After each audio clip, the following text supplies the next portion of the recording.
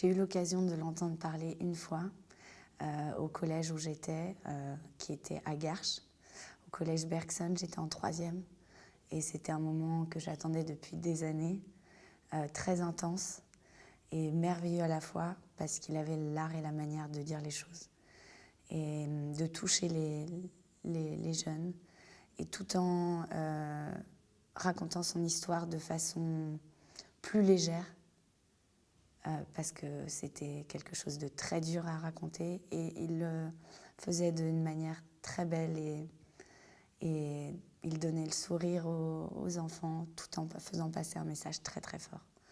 Et c'est quelque chose de merveilleux. J'attendais ce moment depuis longtemps parce qu'on a très vite compris l'histoire passée de mon grand-père, et dès le début du collège, on savait, je dis on parce que je parle pour moi et ma sœur, on a seulement 1 an d'écart, on savait que l'année de la 3e, on allait entendre notre grand-père, et on a attendu ça tout notre collège, et chaque année on le voyait venir pour les classes supérieures.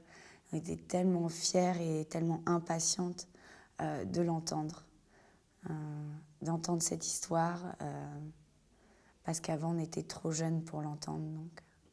On en parlait surtout avec ma mère, mais directement avec lui, c'était un sujet un peu délicat à aborder. On était jeunes, et j'ai pris vraiment conscience de tout ça quand il est intervenu dans ma classe. Je pense qu'il avait un peu peur. C'était la première fois qu'il allait intervenir devant un de ses petits-enfants. Donc je pense effectivement qu'il avait un petit peu d'appréhension, et en même temps très fier.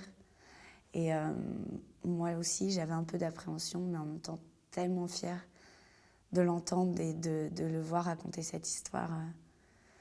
Et c'était un moment très très beau, très émouvant, et que je n'oublierai jamais. En ce qui concerne moi et mon grand-père, effectivement, c'était dur d'en parler parce que c'est un sujet difficile à aborder. Mais j'ai vraiment envie de transmettre ça à mes enfants. J'ai pas envie que les gens oublient.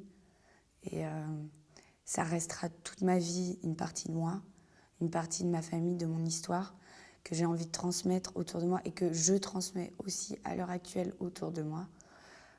C'est encore un sujet sensible pour moi parce que